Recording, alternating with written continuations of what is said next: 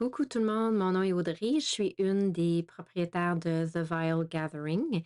Je suis ici aujourd'hui parce que j'ai souvent des petits curieux qui me posent des questions sur le jeu de Magic the Gathering, savoir un peu comment démarrer, comment se builder un deck, comment ça fonctionne. Donc aujourd'hui, je voulais prendre un moment, venir vraiment vous expliquer un peu les formats de jeu de Magic the Gathering, mais plus pour les débutants.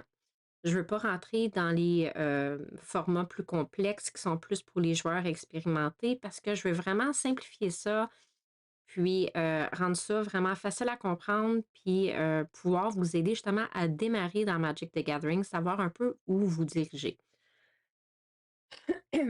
Pardon.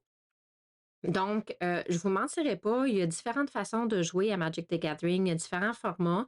C'est sûr que chaque format va nécessiter un peu de temps et d'argent pour vous préparer à jouer à ce jeu, mais ça n'enlève aucunement le plaisir du jeu et de vouloir justement se rassembler pour jouer à ce jeu incroyable.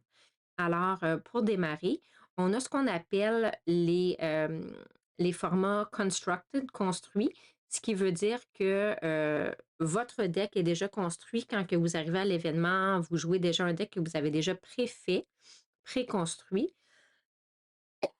au lieu au lieu que l'événement soit justement de construire un deck sur place. Alors, on a deux formats dans le format construit. On a le standard et on a ce qu'on appelle le brawl. OK? Les deux formats vont utiliser 60 cartes dans un deck. OK?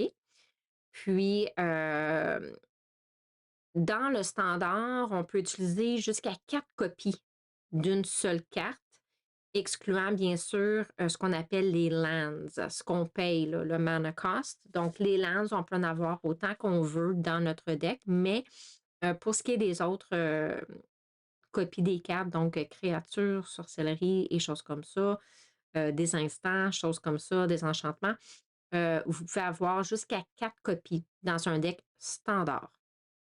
C'est toujours joué plus 1v1, donc un contre l'autre, plus en mode compétitif, je vous dirais. Pardon. Donc, c'est vraiment un deck qu'on va être plus porté à optimiser pour jouer compétitivement. Tandis que quand on joue à Brawl, Brawl a aussi 64. Par contre, le Brawl va demander une copie de chaque carte dans un deck, excluant bien sûr les landes comme j'ai mentionné tantôt. Et une de ces cartes-là doit être ce qu'on appelle un commander, un commandant. Donc, ton commandant, le commandant, c'est une créature légendaire qui va être à l'extérieur du jeu et que tu vas pouvoir rentrer dans le jeu n'importe quel temps en payant justement le coût du mana, genre le coût là, dans le coin de la carte. Le commandant, dans le fond, l'identité, la mécanique du commandant va vraiment aller décider quel genre de carte que vous allez mettre dans votre deck par la suite. Par exemple, si votre commandant est noir et rouge, vous n'allez pas pouvoir aller mettre des cartes d'une lande bleue dans votre deck parce que le commandant doit respecter, le deck doit respecter les couleurs du commandant. Donc, noir et rouge serait votre deck. Euh, les decks Brawl, dans le fond, se jouent un contre un et se jouent aussi en multijoueur. Donc, c'est un format qui est un peu plus casual, un peu plus pour s'amuser que compétitif. On peut y aller en compétitif également, mais c'est vraiment plus casual. C'est entre amis, on s'amuse, on se tape une game, c'est vraiment le fun. Puis, ça laisse vraiment libre cours aux joueurs d'aller personnaliser leur deck comme qu'ils le veulent. Ensuite, laissez-moi juste regarder mes petites notes. Ensuite, on a les formats, ce qu'on appelle les formats limités. Les formats limités, c'est que ça veut dire que les joueurs arrivent à l'événement et doivent jouer, ils doivent acheter, pardon, un booster pack, OK, de la collection qu'on joue en ce moment. Et ils vont aller commencer l'événement en prenant ces packs-là et ils vont construire un deck à l'événement même, sur place, dans un temps alloué. OK? Donc, on a le Sealed qu'on appelle et on a le Booster Draft. Les deux formats vont contenir 40 cartes. Donc, là-dedans, on doit avoir la place pour mettre des landes pour justement payer le coût de nos cartes. Alors, entre 15 et 17 landes habituellement. Et le reste des 40 cartes, ben, c'est les créatures, les enchantements et tout et tout. Je vous dirais que dans le Sealed, on commence avec une boîte de 6 paquets. OK? Les 6 paquets, on les ouvre, on évalue nos cartes et on peut servir de tous les cartes dans nos 6 paquets pour construire notre deck et ensuite rajouter nos landes dedans pour faire un deck complet de 40 cartes. On peut mélanger les couleurs, on peut décider de faire un deck bleu-noir, vert-rouge ou juste vert. Ça dépend vraiment de ce qu'on va aller sortir de nos paquets qu'on va recevoir. Dans le draft, tout le monde commence avec 3 paquets, on le passe autour d'une table, chaque joueur pige une carte, le donne au joueur suivant et ainsi de suite, jusqu'à temps qu'il n'y ait plus de cartes. Et ensuite, ben, on a un temps alloué et on va prendre les cartes qu'on a pigées et on va aller se construire un deck dans le temps alloué également. Je dirais que les formats Sealed et Draft sont un petit peu plus compliqués que le standard et le Brawl parce que ça va vraiment exiger que un joueur qui n'est pas expérimenté, qui commencerait à faire ça, un événement de ce genre-là, ça nécessite vraiment d'évaluer les cartes rapidement puis d'aller monter un deck dans un temps qui est alloué. Habituellement, c'est comme 45 minutes pour monter un deck. Donc, si vous n'êtes pas habitué de vous construire un deck, mais là, vous allez avoir le stress de OK, là, qu'est-ce que j'ai comme carte? Qu'est-ce que je peux faire? Donc, je vous dirais que moi, mon premier sealed que j'ai fait, c'était avec Lord of the Rings il y a quelques mois.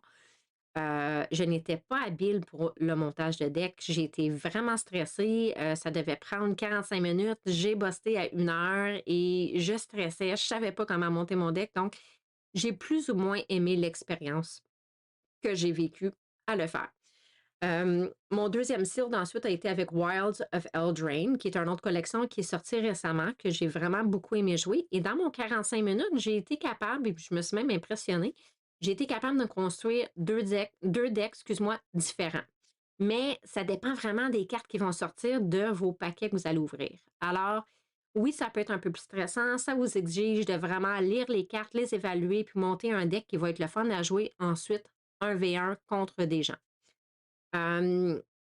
C'est sûr que les événements Sealed et Draft vont coûter un peu plus cher parce que ça vous exige d'acheter des paquets de cartes en arrivant à l'événement parce que c'est l'événement. On achète nos booster packs, on les ouvre, on monte notre deck et on joue contre les gens.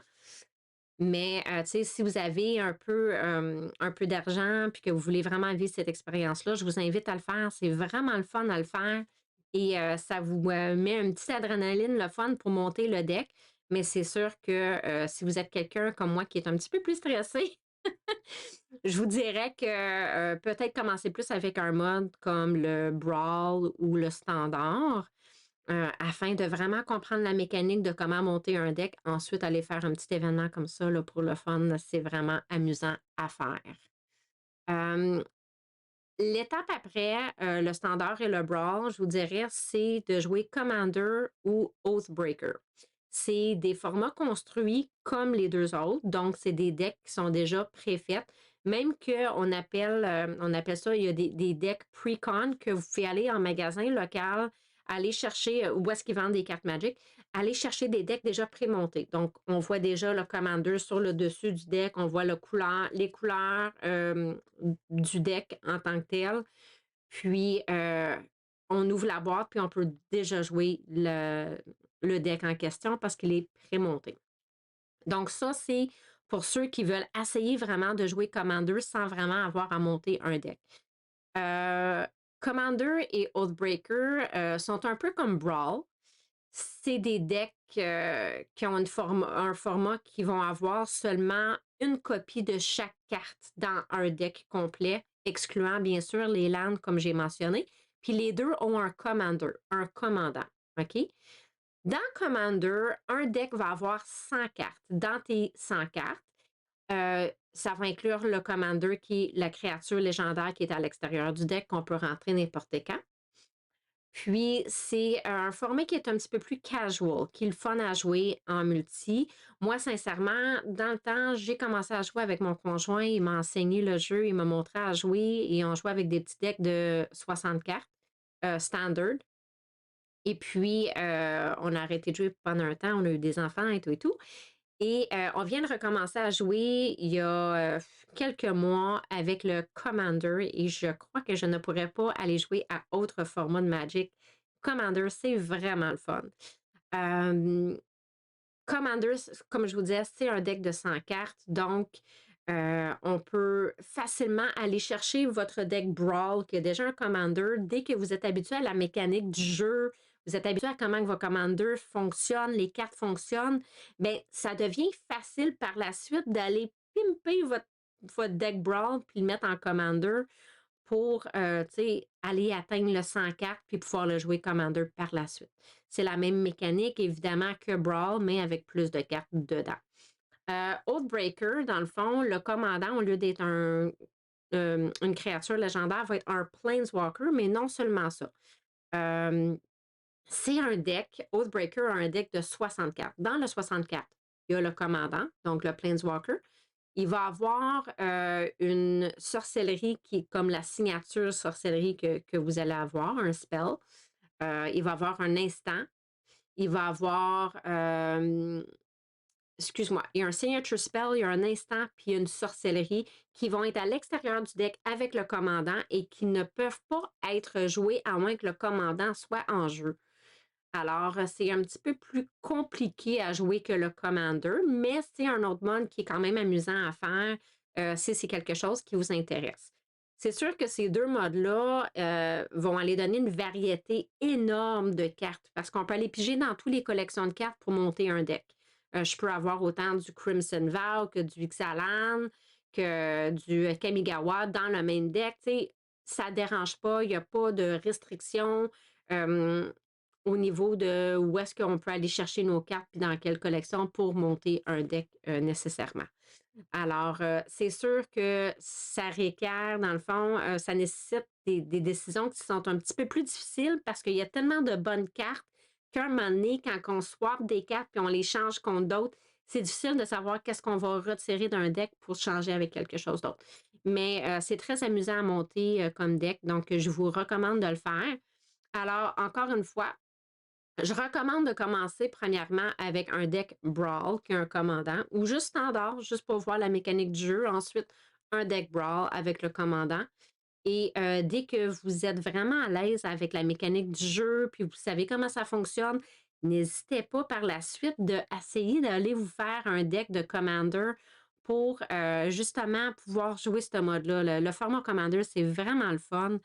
Puis, je vous invite tous à le faire. Donc, j'espère que mon vidéo aujourd'hui a été très utile, a répondu un peu à vos questions au niveau des formats pour les débutants.